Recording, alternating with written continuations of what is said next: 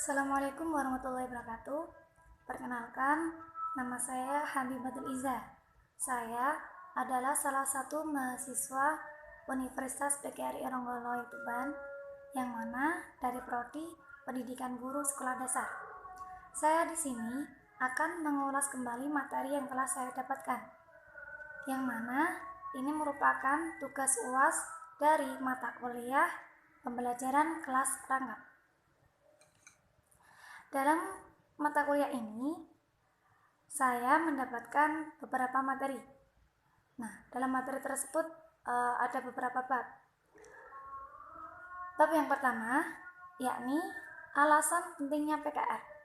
Bab yang kedua, pengertian karakteristik dan tujuan PKR.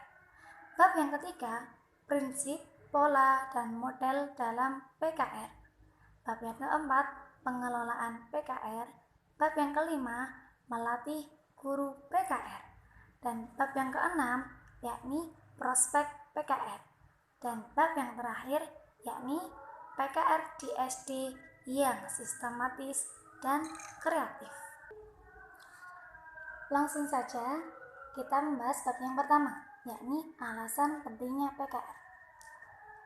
PKR memiliki dua alasan sehingga dia dianggap penting. Yang pertama yakni alasan psikologis pedagogis, dan yang kedua alasan demografis sosiologis. Alasan psikologis pedagogis ada banyak. Yang pertama, setiap anak memiliki sifat yang unik. Mereka memiliki persamaan dan perbedaan antara yang satu dengan yang lainnya.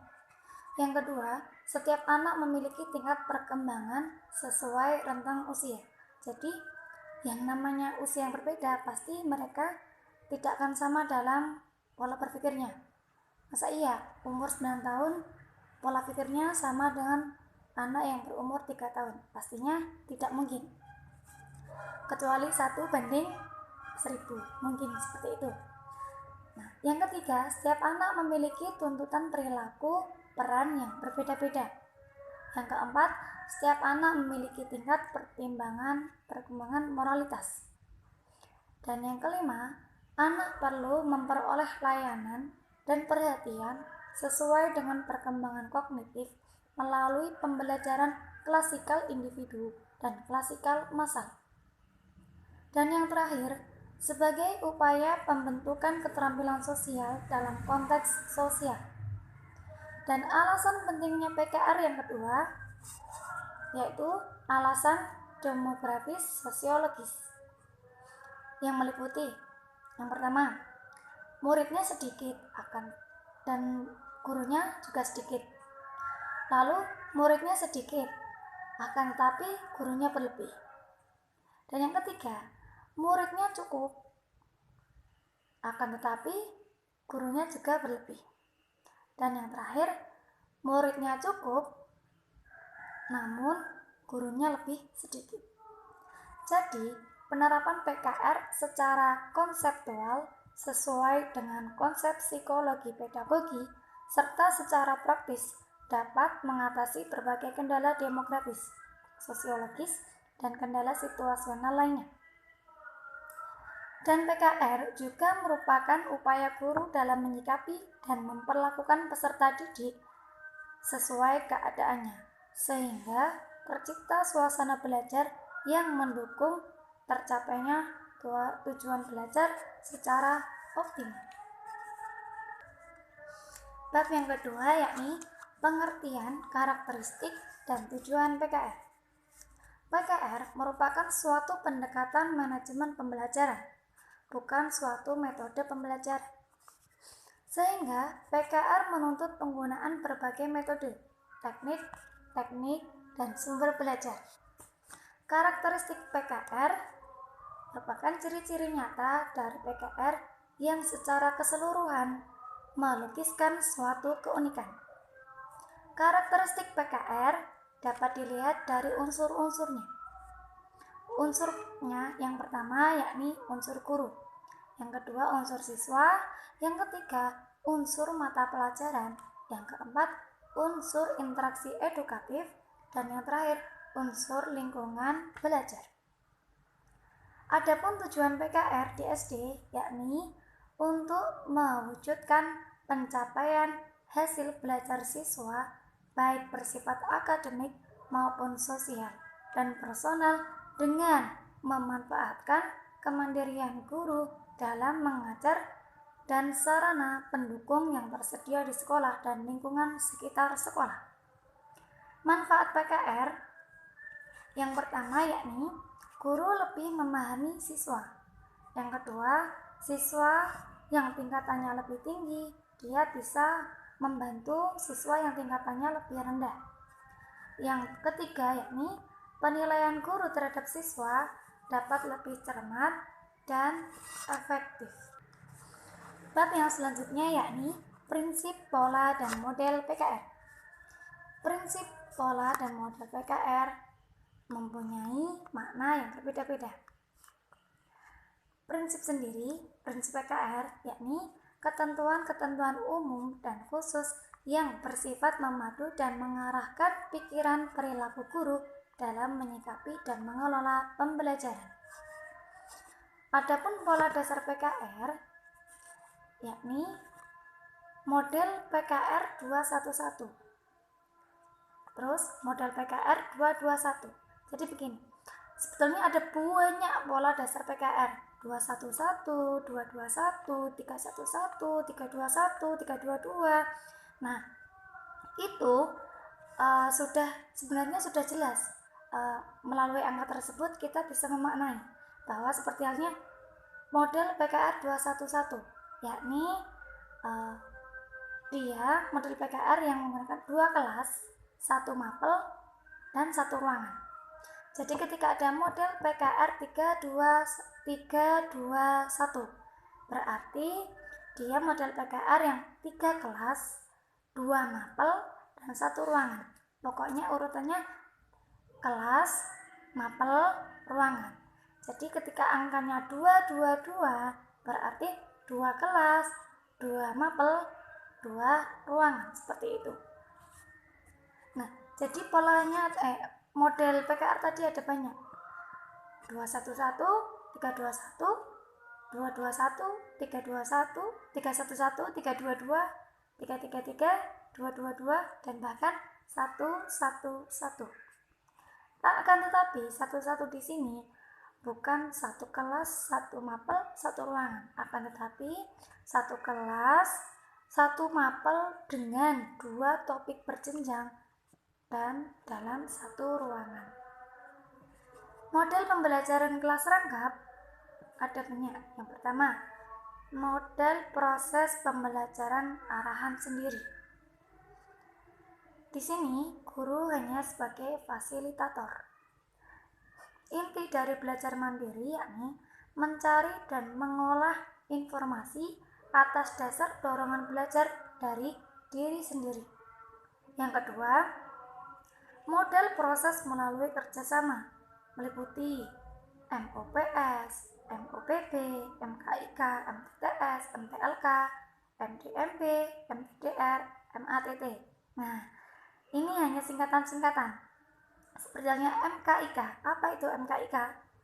Yakni model konsultasi interaksi kelompok.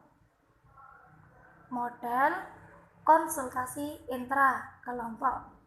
Adapun MTTS yakni model tutorial teman sebaya. Jadi itu hanyalah singkatan-singkatan dari banyaknya kalimat-kalimat seperti itu. Bab yang selanjutnya yakni pengelolaan PKR. PKR merupakan model pembelajaran dengan mencampur beberapa siswa yang terdiri dari 2 atau 3 tingkatan kelas yang diajar oleh 1 guru. Adapun pengelolaan PKR yakni meliputi pengelompokan kelas, penataan ruangan dan pengelolaan kelas, pengelompokan kelas, dan pemanfaatan sumber belajar. Pengelompokan kelas sendiri di sini dicontohkan kelas 4 belajar topik tentang sumber daya alam IPA. Sedangkan kelas 5 mapelnya IPS, namun topiknya tentang kekayaan sumber daya alam. Jadi kedua topik tersebut saling bersangkutan. Maka dari itu mereka bisa melakukan pembelajaran secara berkelompok seperti yang telah disampaikan awal tadi, bahwa dua kelas bisa belajar dalam satu ruangan atau bisa belajar dalam waktu yang bersamaan, asalkan dengan topik yang sama seperti itu. Bab yang selanjutnya yakni melatih guru dalam pembelajaran. Kelas rangkap. Pembelajaran kelas rangkap, ya. PKR, singkatan dari pembelajaran kelas rangkap. Melatih guru dalam pembelajaran kelas rangkap dapat dilakukan dengan 3 cara. Yang pertama yakni keterampilan pembelajaran dalam PKR. Yang kedua, kemitraan antar guru. Dan yang ketiga, pembinaan profesional guru PKR. Keterampilan pembelajaran merupakan dimensi didaktik, metodik, dan tugas guru yang harus dikuasai oleh semua guru. Keterampilan tersebut meliputi yang pertama, bagaimana mengawali dan menutup pembelajaran. Yang namanya guru pastinya ia harus bisa mengawali dan menutup pembelajaran. Dan yang kedua, bagaimana mendorong belajar aktif dan membiasakan belajar mandiri. Jadi, guru harus dilatih untuk mampu mendorong muridnya agar lebih aktif belajar dan muridnya itu mau belajar sendiri, mau belajar mandiri. Setidaknya ada keinginan untuk belajar bagi si murid. Jadi itu adalah PR untuk guru. Dan yang ketiga yakni bagaimana mengelola kelas PKR. Karena PKR itu kelas rangkap, jadi pengelolaannya tidak sama dengan kelas yang biasa-biasanya. Yang kelas yang biasanya kan hanya satu kelas, satu materi dalam satu ruangan. Akan tetapi dalam PKR ini adalah hal yang berbeda dari biasanya. Ada 4 hal pokok yang harus dilakukan oleh seorang guru. Yang pertama, menarik perhatian murid. Jadi, guru harus mampu menarik perhatian murid agar murid bisa lebih tertarik dengan pembelajaran yang diberikan oleh guru tersebut. Yang kedua, menimbulkan motivasi belajar. Sudah saya sampaikan tadi ya.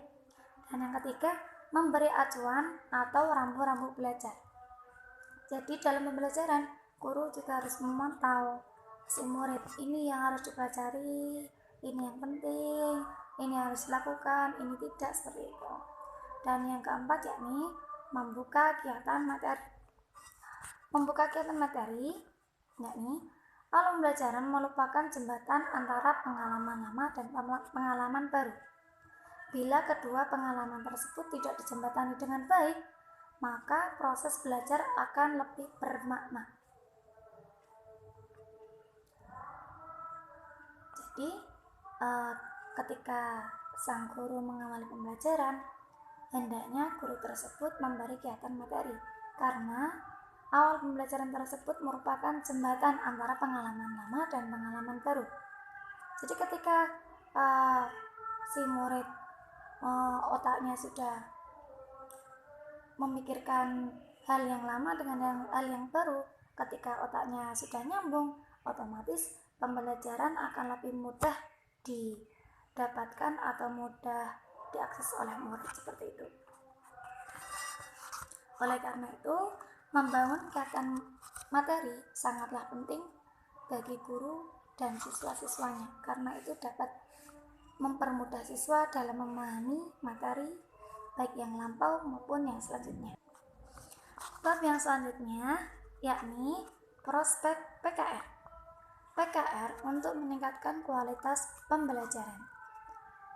Pendekatan ini mencoba melihat masalah pendidikan dari kerangka berpikir ekonomi dalam proses industri, di mana pendidikan dianalogikan sebagai dunia individu dalam arti human investment atau investasi manusia. Jadi ketika kita berpendidikan, ketika kita mau belajar dan itu bermanfaat untuk orang lain dan untuk orang-orang di sekitar kita, ya itulah yang namanya investasi dari manusia tersebut. Dengan pendekatan ini, masalah pendidikan dicoba dilihat dari hubungan saling keterkaitan antara peserta didik sebagai masukan potensial, sarana dan prasarana sebagai proses penciptaan nilai tambah bagi peserta didik sampai dengan perolehan kualitas pribadi. Lulusan yang sikap memasuki dunia pendidikan lebih lanjut dan atau masyarakat. Dan bab yang terakhir yakni PKR di sekolah dasar yang sistematis dan kreatif. Ada beberapa hal yang perlu disiapkan untuk menjadikan suasana di PKR di sekolah, suasana PKR di sekolah SD secara sistematis dan kreatif. Yang pertama yakni melatih kemampuan guru. Yang kedua, memahami prinsip PKR. Untuk meningkatkan kualitas pembelajaran, maka diperlukan analisis SWOT yang mana meliputi A. Kekuatan, B. Kelemahan, C. Peluang, dan D. Ancaman. Dan yang ketiga yakni mengkondisikan suasana kelas. Ada beberapa hal untuk mengkondisikan suasana kelas. Yang pertama, pengelompokan kelas. Yang kedua, kegiatan mandiri. Yang ketiga, penataan ruangan. Dan yang keempat, pemanfaatan sumber belajar. Kegiatan mandiri di sini disebutkan bahwa diskusi kelas, diskusi kelompok, simposium, diskusi kelompok yang kecil, seperti itu. Nah, dalam penerapan pembelajaran kelas rangkap pastinya memiliki kelebihan dan kekurangan masing-masing. Yang namanya hal yang di dunia pastinya tidak ada yang sempurna. Jadi ketika ada yang lebih dan ada yang kurang, itu adalah hal yang sudah biasa. Akan tetapi dalam PKR ini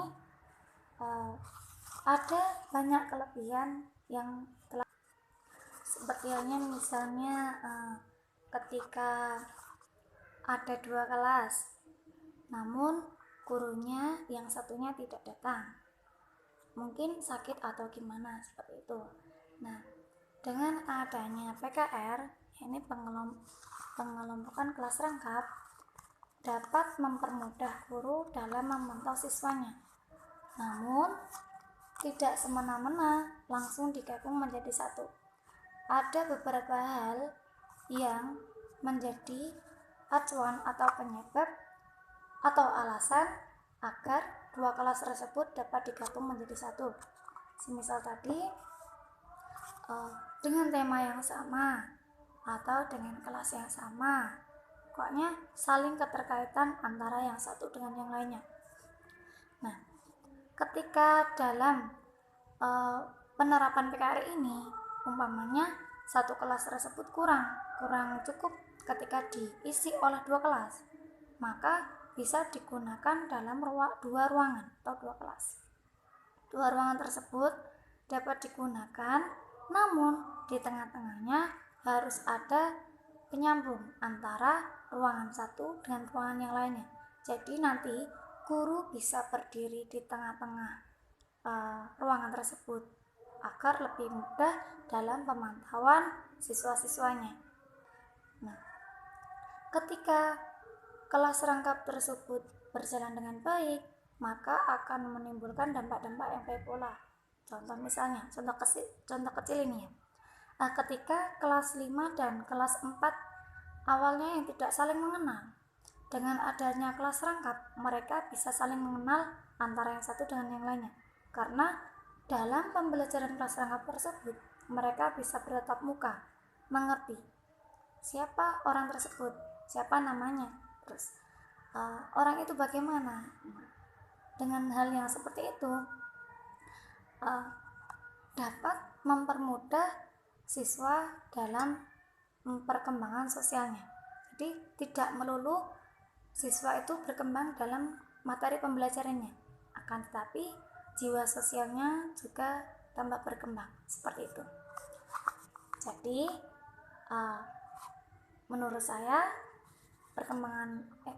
pengelompokan kelas rangkap ini memiliki banyak manfaat untuk siswa dan guru, seperti itu. Baik, cukup sekian yang dapat saya sampaikan.